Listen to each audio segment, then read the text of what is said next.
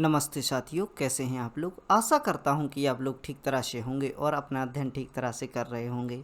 भारतीय राज्य व्यवस्था का यह दूसरा व्याख्यान है और इसके अंतर्गत हम संविधान के प्रकारों को समझने का प्रयास करेंगे कि संविधान के एक्चुअल में प्रकार कितने होते हैं, जो कि आपको जानकारी देगा कि भिन्न भिन्न देशों में किस प्रकार के संविधान निकल रहा है और वर्तमान में जो संविधान का स्वरूप है वह किस प्रकार से निकल कर आया। इसके पहले व्याख्यान में हमने भारतीय संविधान को समझने का प्रयास किया और यहाँ से हमने इसकी रूपरेखा को समझने का प्रयास किया कि किन किन विषयों पर हमें संविधान को लेकर चर्चा करनी है। और इसके अलावा संविधान से संबंधित प्रश्नों की बात करें तो कोई भी आप एग्ज़ाम सिविल सर्विस से संबंधित एग्ज़ाम को उठाकर देख लें, पेपर को देखें, उसमें जो वेटेज होता है जो पॉलिटी का 20 से 25% यानी 25% तक का वेटेज होता है और जिसमें पॉलिटी पूछ ली जाती है और पॉलिटी से संबंधित प्रश्नों को हमें हल करने के लिए इसका विस्तृत अध्ययन करना आवश्यक है। हम इन व्याख्यानों के माध्यम से आपको वह सब जानकारी उपलब्ध कराने का प्रयास करेंगे जिस प्रकार से आप अपना जो एग्ज़ाम है उसमें जो भी प्रश्न पूछ लिए जाते हैं उनको हल करने में आपको आसानी होगी। आइए प्रारंभ करते हैं आज का व्याख्यान और समझने का प्रयास करते हैं भारतीय राज्य व्यवस्था के अंतर्गत संविधान के प्रकारों के बारे में। आइए देखते हैं, स्लाइड बनी हुई है। राज्य व्यवस्था किसी भी देश की राज्य व्यवस्था को समझने के लिए प्रमुख चीज़ों को समझना बहुत ही आवश्यक है। यानी कोई राज्य या कोई भी देश होता है जो वह किस प्रकार बनता है, कौन कौन सी चीज़ें उसमें स्थित होनी चाहिए ताकि हम उसे एक देश का दर्जा दे सकें। और यहाँ पर सबसे पहले हम देखते हैं कि एक देश बनाने के लिए भूभाग की आवश्यकता होती है। यानी आपको यदि कोई देश बनाना है तो इसके लिए भूभाग की आवश्यकता है। बगैर भूभाग के यह संभव नहीं है कि हम किसी देश का निर्माण कर सकें। और ये जो चार बातें हैं, इन चारों बातों के द्वारा इनमें से कोई भी अगर एक चीज़ नहीं होगी तो देश का निर्माण होना संभव नहीं है। यानी हम देख सकते हैं कि यह जो चीज़ें हैं यह बहुत ही ज़रूरी हैं। सबसे पहले तो उसका एक भूभाग होना चाहिए। जिस भूभाग के लिए आप अपना संविधान तैयार कर रहे हैं, राज्य व्यवस्था को तैयार कर रहे हैं, उस भूभाग की बाउंड्री आपके उस संविधान में जो भी आप नियम बनाए हुए हैं उसमें शामिल होनी चाहिए। यानी भारतीय संविधान का हिस्सा जम्मू कश्मीर से लेकर कन्याकुमारी तक, गुजरात से लेकर नॉर्थ ईस्ट के राज्यों तक चलता है। और यहाँ पर हम देख सकते हैं कुछ राज्यों के लिए विशेष राज्यों का दर्जा दिया हुआ है। लेकिन यहाँ पर हम समझ सकते हैं कि चाहे वो यूनियन टेरिटरी हो, केंद्र शासित प्रदेश हो या फिर अपने राज्य हों, सभी को सम्मिलित करके इसमें जानकारियाँ प्रस्तुत की जाती हैं। उनके लिए रूल्स एंड रेगुलेशन बनाए जाते हैं जो कि हमारी राज्य व्यवस्था के अंतर्गत आते हैं और इनके माध्यम से पद पर व्यक्तियों को बैठाया जाता है। यहाँ के गवर्नर्स बनाए जाते हैं और हम देख सकते हैं कि पीएम है और चीफ मिनिस्टर जो कि राज्यों में होते हैं, विधायिका है, कार्यपालिका है, इन सब की नियुक्ति इसी के आधार पर की जाती है जो राज्य व्यवस्था के अंतर्गत हम पढ़ते हैं। आइए देखते हैं राज्य व्यवस्था की चुनौतियाँ। यानी यहाँ पर जो तत्व हैं उनको समझिए। यदि भूभाग होगा तभी हम संविधान का निर्माण कर सकते हैं या राज्य व्यवस्था को चला सकते हैं या राज्य व्यवस्था के अंतर्गत आने वाली चीज़ें हैं। और दूसरी बात, जनता होनी चाहिए। यानी आपके पास यदि जनता नहीं होगी तो आप किस प्रकार चुनाव कराएंगे। जनता का होना भी आवश्यक है। सामान्यतः यह चीज़ तो फुलफिल हो जाती है। यानी किसी भी क्षेत्र की बात कर रहे हैं तो वहाँ जनता तो होगी ही। सरकार यानी कुछ ऐसे पार्टी, कुछ ऐसे वर्ग होने चाहिए जो राज्य की व्यवस्था चलाने के लिए या राज्य को चलाने के लिए अपन खुद के लिए योग्य समझते हों, या यहाँ पर सरकारें होनी चाहिए। यानी हम देख सकते हैं कि जिस प्रकार भारतीय क्षेत्र में कांग्रेस और बीजेपी और इसके अलावा जो अन्य दल हैं, आम आदमी पार्टी, इस प्रकार के दल निकल कर अपनी सरकार को बनाते हैं। इसके अलावा बहुत ही महत्वपूर्ण बात संप्रभुता यानी सॉवरेंटी, यानी संप्रभुत राज्य होने का मतलब यह है कि वह अपने निर्णय स्वयं से ले सके। यानी यदि हम देख सकते हैं कि कोई भी देश है और उस देश के जो निर्णय हैं वह स्वयं से लिए जा सके। यानी जिस देश की राज्य व्यवस्था में यह जो चार चीज़ें हैं जो मौजूद होती हैं, तभी हम राज्य व्यवस्था को यानी एक देश का राज्य का दर्जा दे सकते हैं। यहाँ पर भूभाग की आवश्यकता होती है, जनता की आवश्यकता होती है, सरकार और उससे जो भी सरकार बनी हुई है उसकी संप्रभुता की आवश्यकता होती है। यानी यहाँ से आप एक एवोल्यूशन भी समझ सकते हैं कि यहाँ पर हम देख सकते हैं कि सबसे पहले भूभाग आता है। यानी हम देख सकते हैं कि सबसे पहले इस दुनिया में क्या आया, तो वह कॉन्टिनेंट आया। यानी जो भूभाग आया, कुछ कुछ द्वीप आए, उन द्वीपों पर जनता बसी। जैसे ही जनता सामने आती है तो यहाँ पर जनता बसने लगी। अब जनता जो है वह अपने कार्यों को व्यवस्थित करने के लिए यानी राज्य की व्यवस्था चलाने के लिए अपनी एक सरकार बनाती है। और जैसे ही सरकार बन जाती है तो सरकार बनते ही अपनी संप्रभुता को हासिल करती है, यानी अपने देश को संप्रभु बनाती है, यानी हमारे निर्णय हमारे द्वारा लिए जाएंगे। और यदि पूरी दुनिया में एक ही सरकार चलती तो यह सब चीज़ें उस पर भी लागू होती। चूँकि भिन्न भिन्न देशों में भिन्न भिन्न सरकारें हैं और जो कि यहाँ से निकल कर आती हैं, जिनमें लोग बटे हुए हैं, तो यहाँ से हम देख सकते हैं कि सबके अलग अलग अपने भूभाग हैं, उनकी अपनी जनता है देशों की, और सरकारें भी अपनी अपनी हैं और संप्रभुता भी उनको प्राप्त है। आगे देखते हैं राज्य व्यवस्था में चुनौतियाँ, यानी कौन सी ऐसी चुनौतियाँ हैं जो राज्य व्यवस्था को चलाने में आती हैं। तो कानून बनाने की चुनौती का कार्य करती है विधायिका, और विधायिका के द्वारा कानून बनाने की जो बातें हैं वो की जाती हैं। और विधायिका में आप देख सकते हैं कि कौन आता है। विधायिका में चुने हुए मेंबर्स आते हैं जो कि भिन्न भिन्न क्षेत्रों से, जैसे कि हम देख सकते हैं कि एमएलए है, एमपी है, विधायक सांसद जिन्हें बोला जाता है, वह अलग अलग क्षेत्रों से निकल कर आते हैं और विधायिका में बैठते हैं। यहाँ पर एक बिल लाया जाता है, बिल के माध्यम से कानून बनाए जाते हैं। यानी संविधान एक बार बनने के बाद वह जीवित संविधान कहलाता है, चूँकि उसमें निरंतर परिवर्तन होते हैं।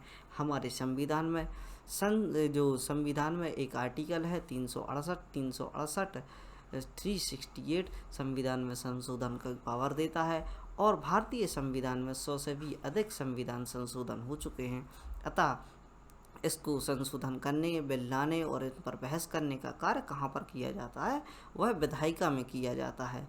आगे देख सकते हैं दूसरी चुनौती, कानून के अनुसार व्यवस्था चलाने की चुनौती। यानी आपने कोई भी बिल पारित कर दिया, किसी भी प्रकार का कानून बना दिया, तो उन रेगुलेशन के रूल्स एंड रेगुलेशन का इम्प्लीमेंटेशन तो कौन करेगा। उनको चलाने के लिए चुनौती होती है कि यदि हमने कोई भी, मान लो कि हमने एक 100 नंबर सेवा चालू कर दी, जो कि लोगों की जो कि एफआईआर दर्ज होती है उसके लिए होती है। तो जो कि विधायिका से इसका बिल पास होना था, तो वो बिल पास होकर आ गया, और इसको ग्राउंड लेवल पर इम्प्लीमेंट करने के लिए कार्यपालिका की आवश्यकता होती है। यहाँ पर जो कार्यपालिका में सदस्य होते हैं, इन सदस्यों की नियुक्ति किसके द्वारा की जाती है, एग्ज़ाम कंडक्ट कराकर आईएएस आईपीएस ऑफिसर्स होते हैं, इनके माध्यम से यह लॉ एंड ऑर्डर या कानून व्यवस्था चलाने की जो भी कार्य है उनके द्वारा किया जाता है। तीसरी बात को समझने का प्रयास करते हैं, कानून के अनुसार न्याय व्यवस्था को चलाने की चुनौती। यानी अब कानून के अनुसार जो न्याय व्यवस्था चल रही है, न्याय व्यवस्था चलाने की, यानी कोई कानून से छेड़छाड़ करता है या ऐसे कार्य करता है जो गैर कानूनी हैं, तो उनके लिए कार्य करती है न्यायपालिका, और न्यायपालिका ही इसका निर्णय लेती है। और इससे आप स्पष्ट रूप से समझ में आता है कि राज्य की व्यवस्था में जो भी चुनौतियां हैं, इन चुनौतियों को पूर्ण करने के लिए 3 चीज़ों की आवश्यकता पड़ती है, और इन्हीं 3 चीज़ों के लिए 3 स्टंप कहा जाता है, जो कि भारतीय संविधान का जो खाका है, जो भी किसी भी देश का खाका है, वह 3 चीज़ों पर खड़ा होता है। जैसे कि चेयर होती है, मान लो एक चेयर रखी हुई है आपके सामने, तो यह चेयर 4 अपने पैरों पर खड़ी होती है। उसी प्रकार जब यह हम देखते हैं कि कोई भी राज्य की व्यवस्था है, वह तीन पिलर्स इसके होते हैं, इन पर यह खड़ी होती है। और यहाँ पर हम देख सकते हैं कि 3 पिलर्स में से एक है विधायिका, जो कि कानून बनाने की चुनौती को पूरा करती है। दूसरी होती है कार्यपालिका, जो कानून व्यवस्था को चलाने की चुनौती का सामना करती है। और तीसरी होती है न्यायपालिका, जो देश में न्याय एवं कानूनों को संरक्षित करती है या संरक्षण प्रदान करने का कार्य करती है। इसके अलावा चौथे पिलर की भी बात होती है, तो चौथा पिलर होता है प्रेस, मीडिया के माध्यम से लोगों की जो समस्या है उनको पारदर्शिता लाने का प्रयास किया जाता है। अतः मीडिया के लिए, जो भी प्रेस है, मीडिया है, न्यूज़पेपर है, इसके लिए डेमोक्रेसी यानी लोकतंत्र का चौथा पिलर भी कहा जाता है। और 3 पिलर्स जो भी पढ़े जाते हैं वो आपके सामने हैं, आपको आसानी से समझ आ चुके होंगे। आगे देखते हैं। कानून के प्रकार को समझें तो कानून 4 प्रकार के होते हैं। कानून को विधि भी कहा जाता है। जहाँ विधि लिखा आता है वहाँ आप कानून समझिए, और जहाँ कानून लिखा आता है वहाँ विधि समझिए। चूँकि 2 शब्दों में अगर किसी 2 शब्द पर्यायवाची होते हैं तो इनमें थोड़ा बहुत फ़र्क होता है। विधि वह होती है जो कि एक नियम पूर्वक उसको बनाया जाता है और उसे नोट डाउन किया जाता है। कानून में वह चीज़ें आती हैं जो कि जिन व्यवस्थाओं के अनुसार किसी देश को चलना है, लेकिन मतलब इनका एक ही होता है। आगे देख सकते हैं। सकारात्मक कानून। इन कानूनों के 4 प्रकार होते हैं। चारों प्रकार के बारे में हमने पीपीटी बना चुकी है, जानकारी को एकत्रित किया है। पहला हम देखते हैं कि सकारात्मक कानून, और दूसरा इसमें हम देखते हैं कि प्राकृतिक या नैसर्गिक विधि या कानून। तीसरा देखते हैं लोक विधि, और चौथा देखते हैं धर्म विधि या ईश्वरीय विधि। आइए प्रारंभ से समझने का प्रयास करते हैं इनके बारे में, कानून के प्रकारों के बारे में। सकारात्मक कानून, यह ऐसे वर्ग द्वारा बनाया जाता है जिनके प्रति जनता का विश्वास होता है। यानी यहाँ पर जो सकारात्मक कानून की जब हम बात करते हैं, जो लोगों द्वारा सीधा बनाया जाता है, यानी नेता कैसा होना चाहिए, लोगों के द्वारा चुना हुआ नेता होना चाहिए, तो यह एक सकारात्मक पहलू है या पक्ष है। इसीलिए इसे सकारात्मक कानून की संज्ञा दी जाती है। जिन देशों में सकारात्मक कानून होता है, अतः जिन देशों में लोगों के द्वारा चुनी हुई सरकार रूल करती है, तो उसके लिए लोकतांत्रिक देश कहा जाता है। इसमें वे सभी देश शामिल होते हैं जो लोकतांत्रिक होते हैं, या जहाँ पर जनता द्वारा यहाँ पर शासन किया जाता है या जनता के द्वारा सीधे नेताओं को चुना जाता है। अब्राहम लिंकन की एक जो परिभाषा जो कि लोकतंत्र को लेकर इनके द्वारा दी गई, डेमोक्रेसी की परिभाषा, जनता के लिए और जनता के द्वारा शासन ही लोकतंत्र कहलाता है। इसमें जनता के द्वारा चुने हुए विश्वास पात्र प्रतिनिधियों के द्वारा जो कानून बनाया जाता है वह सकारात्मक विधि कहलाती है।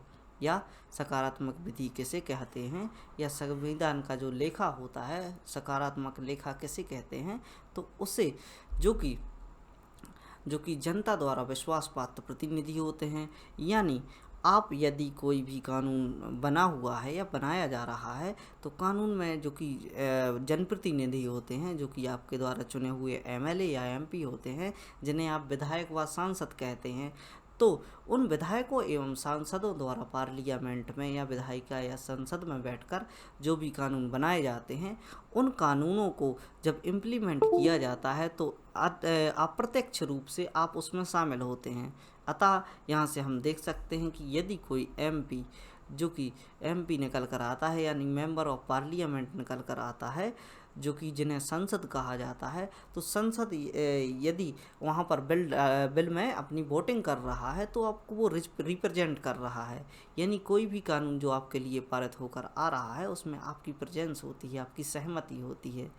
यह हम देख सकते हैं किसी भी विधायक की जो आवाज़ होती है वह जनता की आवाज़ होती है, जो कि इसको चुनकर विधायक बनाती है या सांसद बनाती है, तो उसकी आवाज़ ही आपकी आवाज़ होती है। लगभग आपके क्षेत्र में 1.5 लाख, 2 लाख, 10 लाख जितनी भी जनसंख्या है, जिन पर आपका जो प्रतिनिधि सामने है, उसके द्वारा जो भी कार्य किए होते हैं वह आपके द्वारा ही किए हुए कार्य माने जाते हैं। जैसे कि हम समझ सकते हैं कि यदि प्रधानमंत्री नरेंद्र मोदी किसी देश की यात्रा पर जाते हैं तो न्यूज़पेपर में आप देख सकते हैं कि भारत ने रूस के साथ बात की या भारत ने पाकिस्तान के साथ सीधी बात की। तो यहाँ से हम समझ सकते हैं कि जो भी प्रतिनिधि है वह आपको रिप्रेजेंट कर रहा है, यानी आपकी बात हो रही है। दूसरे संविधान के अंतर्गत हम पढ़ते हैं कि दूसरा जो इसका प्रकार होता है वह होता है प्राकृतिक या नैसर्गिक। इसको समझने का प्रयास करते हैं। यह विधि प्रकृति को आम व्यक्ति से जोड़ती है, यानी जो प्रकृति होती है उसको आम व्यक्ति से जोड़ती है। ऐसे देश जिनमें संविधान की सर्वोच्चता हो, न्यायपालिका की सर्वोच्चता हो उन देशों को प्राकृतिक या नैसर्गिक विधि कहा जाता है। दो चीज़ें आप याद रखिए, इसमें देख सकते हैं कि संविधान की सर्वोच्चता यानी जो इन्होंने संविधान तैयार कर दिया, और न्यायपालिका की सर्वोच्चता यानी उस कानून को जो कि इनके द्वारा बनाया हुआ है, उस कानून में जो कि न्यायपालिका है उसकी सर्वोच्चता होती है, और जो भी संविधान बना है उसको सटीक रूप से पालन किया जाता है। जैसे कि हम नॉर्थ कोरिया का उदाहरण ले लें, तो यहाँ पर यहाँ की जो प्रकृति है वह अपने रूल्स एंड रेगुलेशन पर आधारित होती है, कोई भी उस कानून का उल्लंघन नहीं करता, इसलिए इसे प्राकृतिक या नैसर्गिक विधि लागू की जाती है, और इस प्रकार के संविधान को प्राकृतिक या नैसर्गिक विधि या प्राकृतिक या नैसर्गिक कानून कहा जाता है। इस प्रकार के देश की सरकार ऐसा कोई भी कानून नहीं बनाएगी जो प्राकृतिक नियम का उल्लंघन करती हो, यानी यहाँ पर हम देख सकते हैं कि इसमें किसी भी प्रकार का ऐसा कानून नहीं बनाया जाएगा जो प्रकृति के विपरीत हो। आगे देखते हैं तीसरे विधि के बारे में या कानून के बारे में, लोक विधि। लोक विधि बहुत ही प्रमुख, बहुत ही महत्वपूर्ण, इसको आप समझने का प्रयास कीजिए, शायद इसकी कुछ चीज़ें भारत से मिलती जुलती हैं।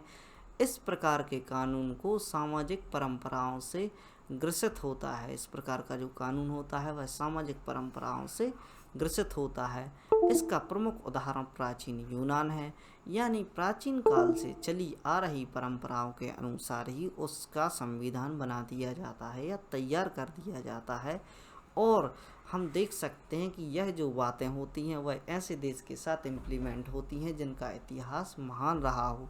महान यूनान के बारे में जो भी कहानियाँ प्रचलित थीं, उन कहानियों को लेकर जब यहाँ पर जन जागरूकता आती है या पुनर्जागरण काल का हम अध्ययन करते हैं, तो पुनर्जागरण काल के बारे में हम देख सकते हैं कि जो भारतीय इतिहास में हमने जिस चीज़ के बारे में पढ़ा कि जैसे हम भक्ति आंदोलन को पढ़ते हैं, तो भक्ति आंदोलन के अंतर्गत जब यहाँ पर पुनर्जागरण आता है और फिर से उन्हीं बातों को याद किया जाता है जो हमारे इतिहास में रही, वैदिक चीज़ों को याद किया जाता है, कृष्ण की बात करते हैं, राम की बात करते हैं, अपने धर्म की ओर वापस आने की बात करते हैं, वेदों की ओर लौटो, इस प्रकार की बातें की जाती हैं। तो यहाँ पर प्राचीन यूनान को याद किया जाता है, और इस प्रकार नवीन जो यूनान है, जो क्षेत्र है, उसको प्राचीन यूनान की याद में उस प्रकार से बनाया जाता है जो कि इतिहास में उसकी मान्यता रही हो।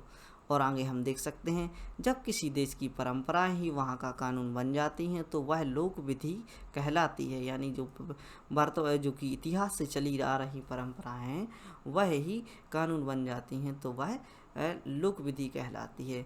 यानी जिस प्रकार हम एक उदाहरण के माध्यम से समझ सकते हैं कि यदि हमारे इतिहास में कोई जैसे मौर्यन डायनेस्टी है तो उसकी कोई बुक्स मिल जाए हमारे लिए, और उसी के अनुसार हम कुछ परिवर्तन करके या उसी के अनुसार कानून की व्यवस्थाएं चलाई जाने लगें कुछ परंपराओं को जोड़कर, तो यहाँ पर यह लोक विधि का उदाहरण होगा। आगे देखते हैं धर्म विधि या ईश्वरीय विधि। ऐसे देश जहाँ पर धर्म का बोलबाला होता है और जहाँ धार्मिक लोगों की प्रतिष्ठा ज़्यादा होती है तथा न्याय व्यवस्था को धर्म के आधार पर चलाया जाता है। इसका प्रमुख उदाहरण हम देख सकते हैं कि जो पाकिस्तान की मांग, इसके बारे में हमने बहुत सा अध्ययन किया। यह जो मांग थी वह संप्रदाय के आधार पर की जा रही थी कि मुस्लिमों के लिए एक पृथक राज्य होना चाहिए जहां पर वह अपनी शरीयत चला सकें। तो इस प्रकार पाकिस्तान को अलग कर दिया गया था।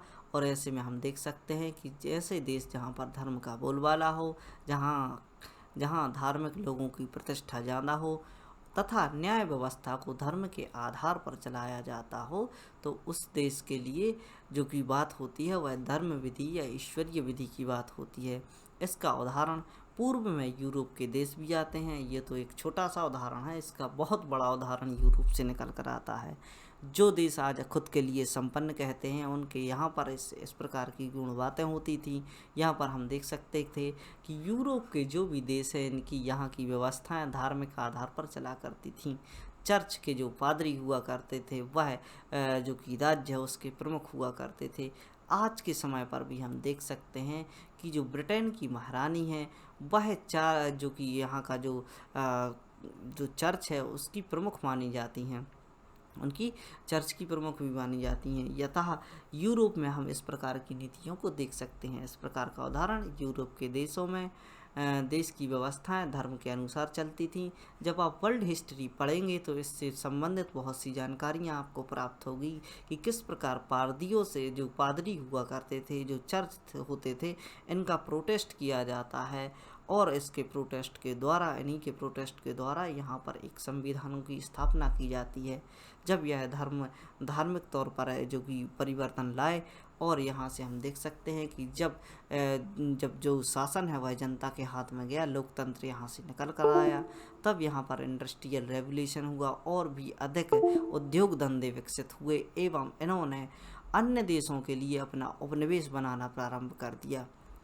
यूरोप के देशों में धर्म गुरुओं द्वारा पारदियों का वर्चस्व हुआ करता था। जो धर्म गुरु हुआ करते थे और पारदी हुआ करते थे, पादरी हुआ करते थे, जिन्हें हम फादर भी कहते हैं, तो उनका वर्चस्व हुआ करता था। उनके द्वारा पढ़ाई गई जो टीचिंग्स होती थी, यानी हम देख सकते हैं कि जो कुछ क्षेत्र ऐसे भी होते थे, लेकिन जो कि बाइबल है उसका व्याख्यान करने का अधिकार केवल धर्म गुरुओं के पास हुआ करता था और उनके द्वारा फेर बदल करके जो भी जनता को वर्गलाने के लिए बातें की जाती थी वह अपने अनुसार की जाती थी ताकि उनका फ़ायदा हो सके। इस प्रकार के कार्ड जारी किए जाते थे जो कि इनको स्वर्ग का रास्ता दिखाते थे, यानी इनके द्वारा कुछ पैसे लेकर जो भी यहाँ पर कार्ड जारी किए जाते थे, उन कार्ड के माध्यम से बताया जाता था कि आपके लिए जो हेवन है वह स्वर्ग की यात्रा कराएंगे या मरने के बाद आपको स्वर्ग मिलेगा। इस प्रकार की धर्मांधताएँ यहाँ पर मौजूद हुआ करती हैं।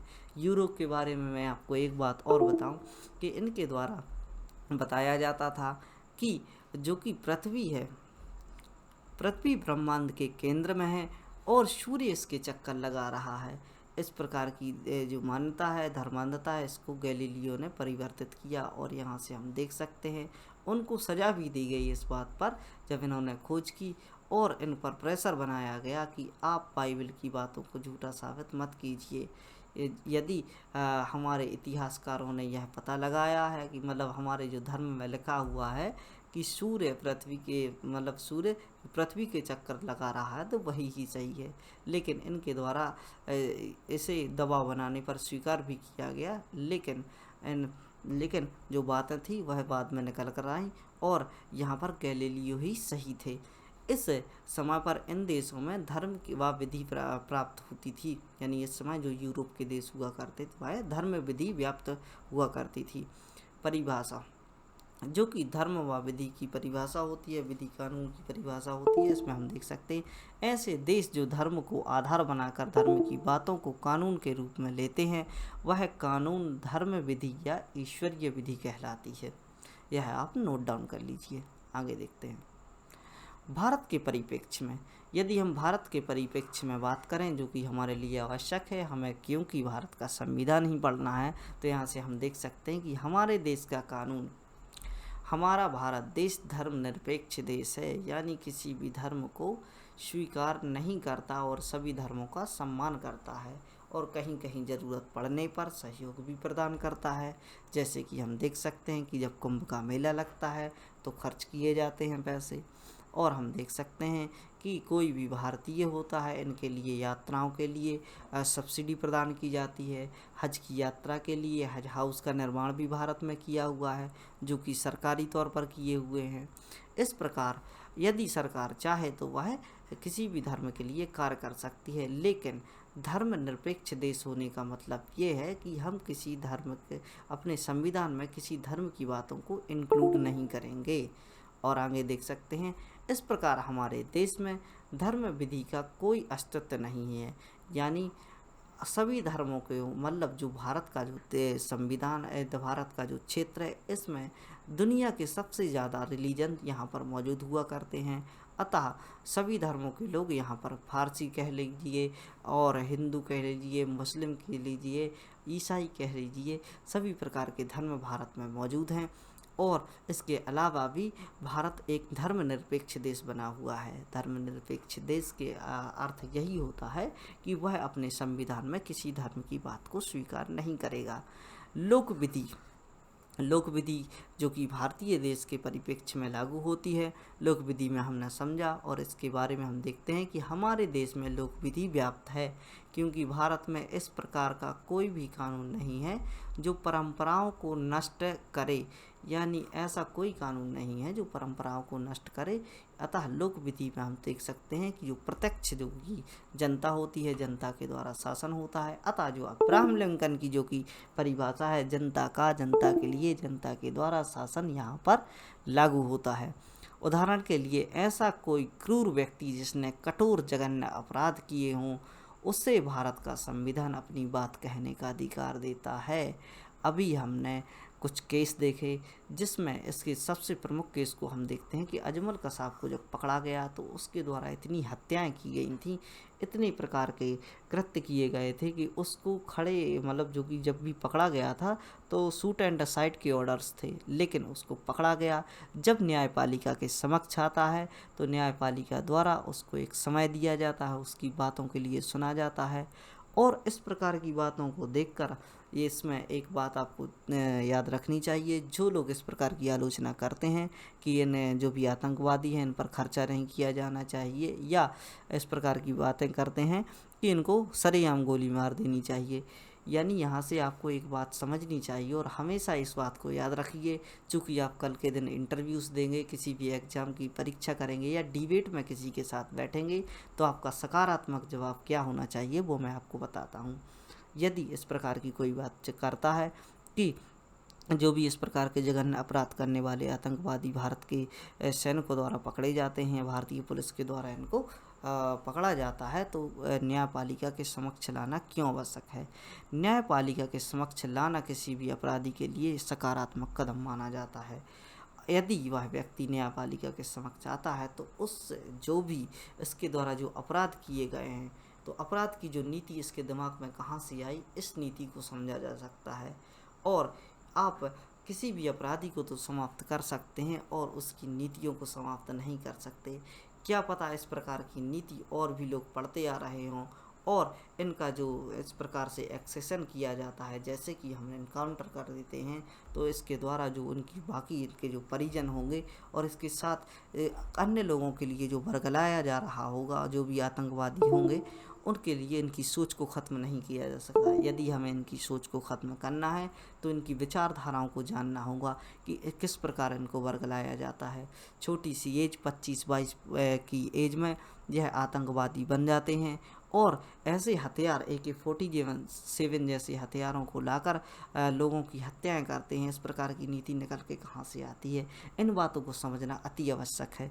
एक मूवी है 2611, आप उसको देखिए और समझने का प्रयास कीजिए, जिसमें अजमल कसाब के बारे में बताया गया है। अभी हम संविधान की बात करते हैं। चूँकि ज़्यादातर चर्चाएं संविधान से संबंधित होनी चाहिए, अतः मैं अपनी जानकारी को इस दिशा में ले जाने का प्रयास करूंगा। तो भारत के परिप्रेक्ष्य में आपको यह बात याद रखनी है कि जो भारतीय जो न्यायपालिका है वह कहती है कि 100 गुनहगार छूट जाए, लेकिन एक बेगुनाह के लिए सज़ा नहीं होनी चाहिए। यानी भारतीय जो कि भारत की न्यायपालिका है, इसकी एक प्रमुख बात है यह है कि 100 गुनहगार, 100 बेगुनाह गुनहगार व्यक्ति हैं वह छूट जाए, लेकिन एक बेगुनाह को सज़ा नहीं होनी चाहिए। यदि बेगुनाह के लिए सज़ा होती है तो वह मानवता की हार होगी और लोग मानवता पर विश्वास बना रहना चाहिए। मानवता पर विश्वास अगर उठता है तो फिर बहुत सी अनैतिक चीज़ें होती हैं, विनाशात्मक चीज़ें होती हैं, अतः मानवता का बना रहना अति आवश्यक है। इसी रूल्स पर भारत की न्यायपालिका कार्य करती है और भारत के परिप्रेक्ष्य में हमने बातों को समझा। इनको एक बार रिवीजन करते हैं। धर्मनिरपेक्ष देश के बारे में हमने समझा कि क्या होता है धर्मनिरपेक्ष देश। धर्म को तो हम बहुत अबाध रूप से माने, लेकिन धर्म की बातों को संविधान में इम्प्लीमेंटेशन ना करें। यदि इस प्रकार की बातें होती हैं तो धार्मिक पुस्तक जो कि हमारे पास है, जिसको गरुड़ पुराण कहा जाता है, गरुड़ पुराण के अनुसार यदि सज़ा दी जाती है तो आपके रोंगटे खड़े हो जाएंगे उसके बारे में पढ़ते ही। और इस प्रकार की बातें शामिल ना की जाएं। इस प्रकार हमारे भारत देश के संविधान को धर्मनिरपेक्ष संविधान बनाया गया है। और आगे हम देख सकते हैं कि लोक विधि में हम देख सकते हैं प्रत्यक्ष जनता का शासन होता है। डेमोक्रेसी की परिभाषा अब्राहम लिंकन के द्वारा जो दी गई, भारत का शासन भारत के लिए, भारत के लोगों के द्वारा, आपको याद रखनी है। परंपराओं को नष्ट किया गया है, यानी जो भी परंपराएं होती हैं उनको नष्ट नहीं किया जा सकता, इस प्रकार का कानून हमारे यहाँ पर बना हुआ है। और हमने बाकी जानकारियों को देखा। आशा करता हूँ कि यह जो संविधान का प्रयास, संविधान की जो सीरीज प्रारंभ की गई है, इसके जो प्रयास हैं आपको समझ आ रहे होंगे, और इसी प्रकार के अध्ययन के लिए बने रहिए study right by Mani Pandey से, और पढ़ते रहिए, खुश रहिए। जय हिंद, भारत माता की जय। और ऐसे बच्चों तक इस व्याख्यान को पहुंचाने का प्रयास कीजिए जो कि अपनी तैयारी करना चाहते हैं, और तैयारी ना भी करना चाहते हो तो इस प्रकार का ज्ञान अति आवश्यक है। बाकी जो 30 मिनट हैं गेम्स में, वीडियोस में और मूवीज़ में जो खर्च करते हैं, उसका सही समय, सही न्यूट्रलाइज इस व्याख्यान को पढ़कर वह करेंगे। और हम देख सकते हैं कि जो भी यह वीडियोस बनाई जाती है, इसके पीछे बहुत ही मेहनत होती है, काफ़ी सालों की मेहनत है, कई प्रकार के अध्ययन किए जब यह जानकारी जुटा पाया हूँ। और इसको आप यह और फ्री रूप से आपको उपलब्ध कराई जा रही है। और इस प्रकार का जो भी व्याख्यान है, इस प्रकार की जानकारी है, ये गोल्ड रश की जो बातें हैं आपको यूट्यूब की दुनिया में कहीं नहीं मिलेंगी। और इसके साथ ही आपसे विदा लेते हैं। पढ़ते रहिए, खुश रहिए।